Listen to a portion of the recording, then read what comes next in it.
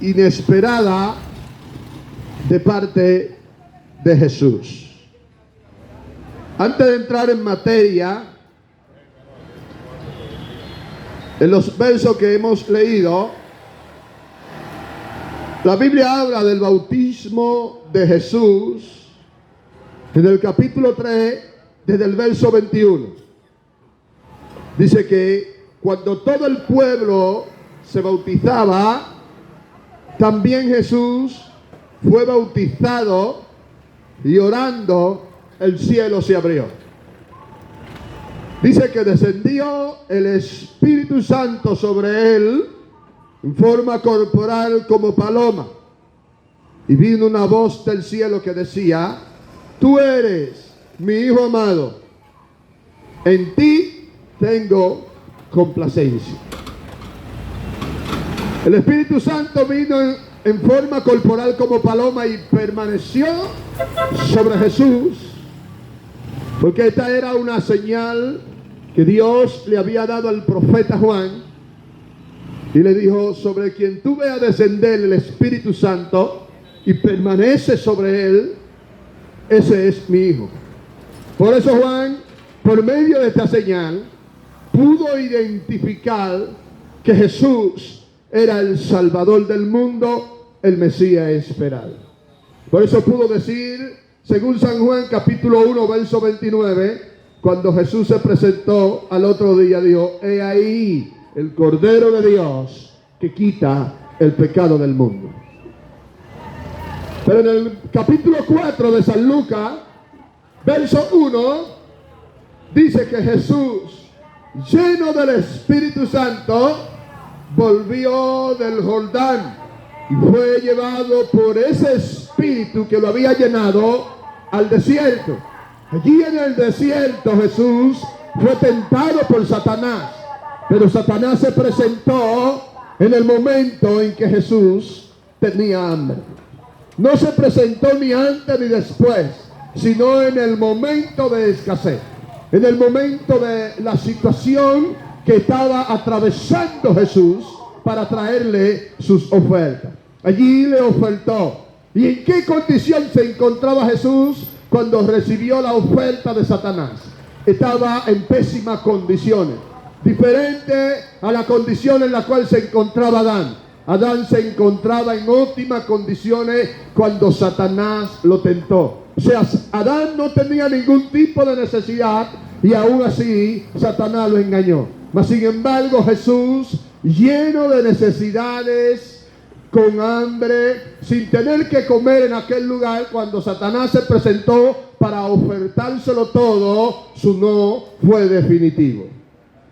Jesús, sin titubear, rechazó dicha oferta. Por eso dice la Escritura que después que Jesús rechazó todas esas ofertas, los ángeles vinieron y le sirvieron. Dice, aleluya, que este servicio de los ángeles era atendiendo a sus necesidades. Asimismo trabaja el reino de los cielos, amigos. Cuando tú estás en necesidades y llegan dichas ofertas y tú rechazas esas ofertas para seguir el camino de la verdad, Dios te bendiga, para seguir el camino de la verdad, se va a manifestar en tu favor el reino de los cielos.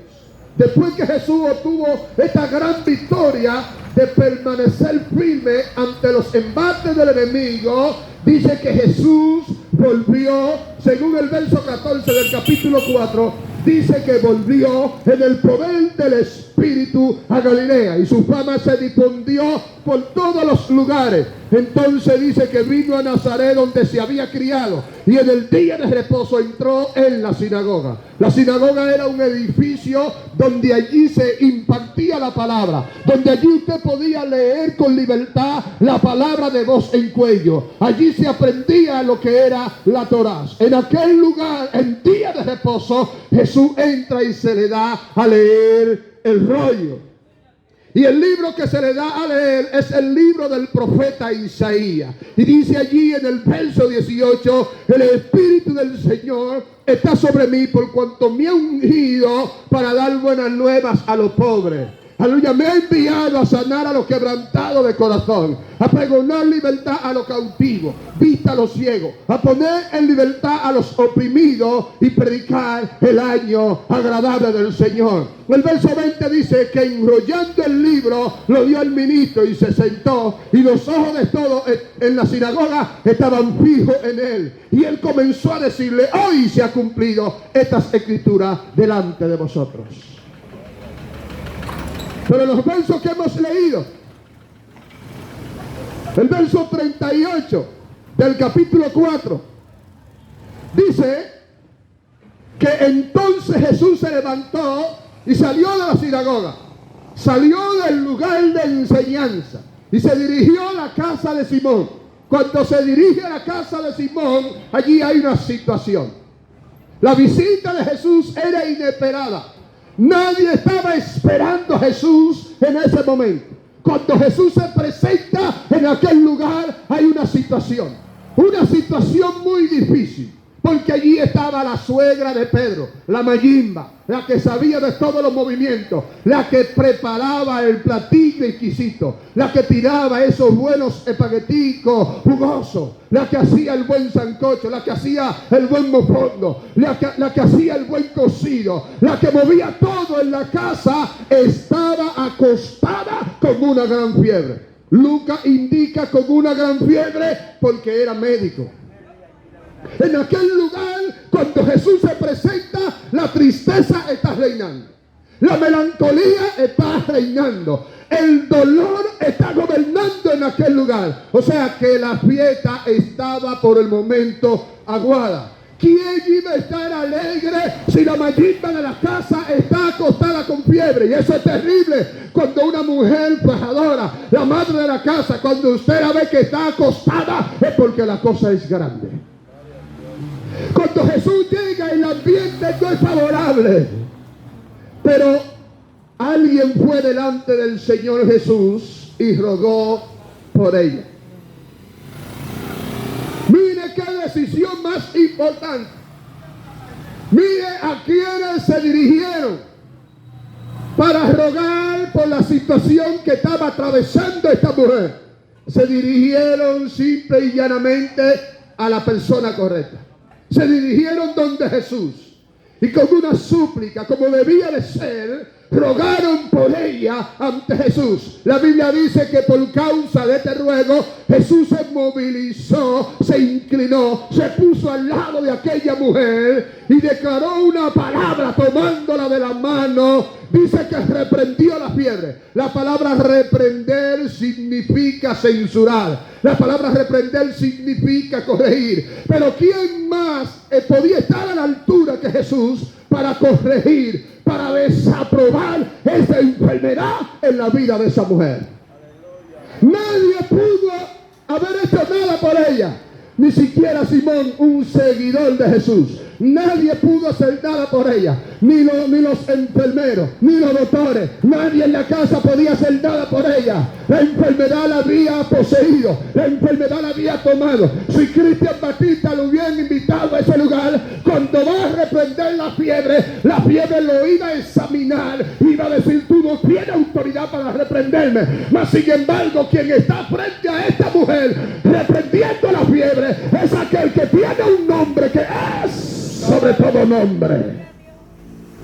Él estaba a la altura, él tenía la capacidad suficiente, el poder, la autoridad para desautorizar esa enfermedad en ese cuerpo. Por eso cuando él la toma de la mano, representando que es propiedad de él, reprende la fiebre y dice que la fiebre abandonó ese cuerpo. Y el momento, el instante que esta mujer fue sanada, dice que se levantó, se incorporó y empezó a servir a Jesús. Eso es lo que el Señor está haciendo. Ese milagro que tú estás recibiendo o que has recibido es con el propósito que tú te levantes para que le sirva. Gloria a Dios para siempre a esta hora, porque la intención de Dios, la intención del reino de Dios, la intención de Dios el Padre es que todos los que están escuchando en esta hora le sirvan a Él. La intención de Dios es que tú le sirvas. La intención de Dios es que tú te postres delante de Él. La intención de Dios es que todas tus facultades mentales estén dirigidas hacia Dios el Padre. Por eso Dios ha venido obrando en la vida de los seres